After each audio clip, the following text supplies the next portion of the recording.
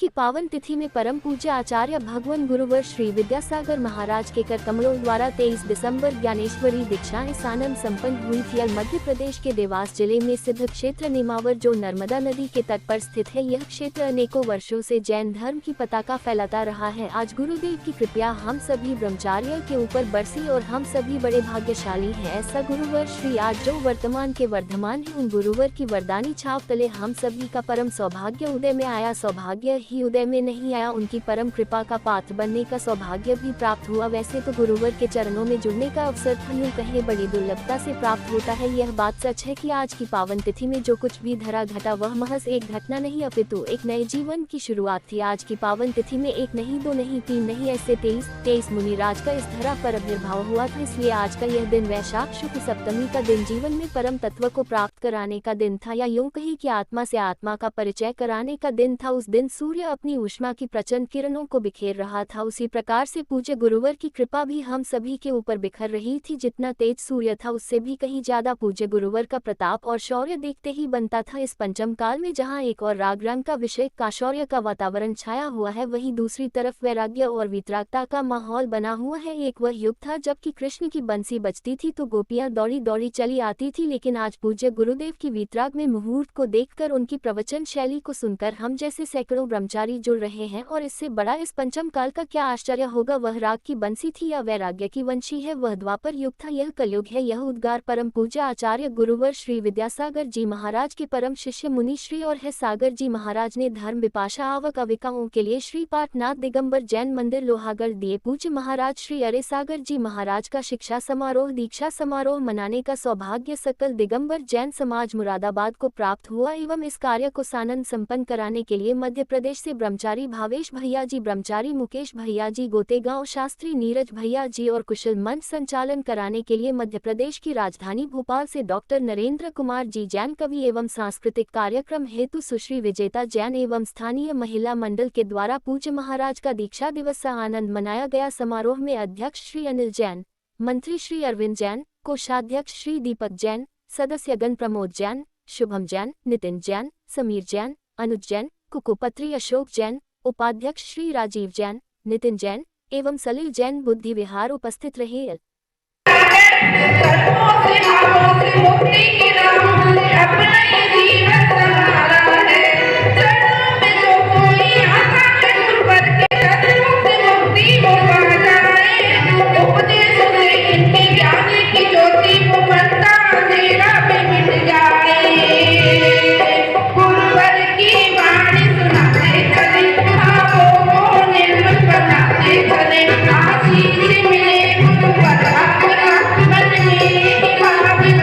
It's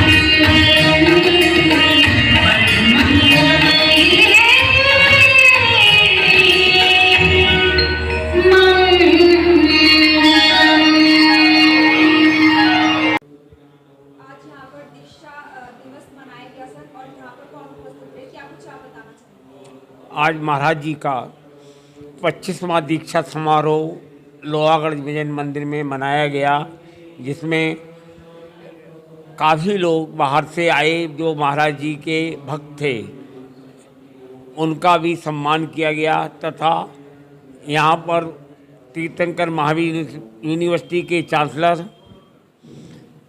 पूरा समय मौजूद रहे।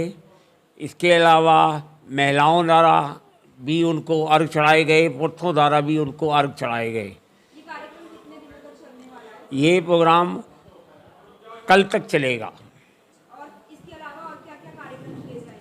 इसके अलावा आज सांस्कृतिक कार्यक्रम महिलाओं द्वारा किया जाएगा।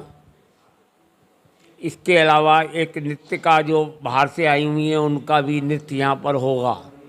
जैन समाज के लोगों से क्या कुछ कहना है? जैन समाज के लोगों से केवल इतना ही कहूँगा कि जैन समाज के सभी लोग लोहागढ़ मंदिर में एकत्रित हों और इसको और भव्य बनाया जा सके।